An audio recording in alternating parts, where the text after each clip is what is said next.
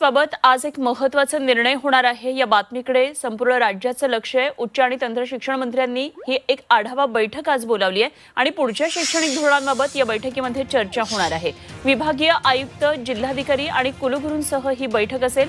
उदय सामंत यांनी याबाबत ट्विट करून माहिती दिलेली आहे। त्यामुळे आज एक महत्त्वाचा निर्णय होण्याची शक्यता आहे। उच्च आणि तंत्र शिक्षण मंत्र्यांनी एक आढावा बैठक बोलावली।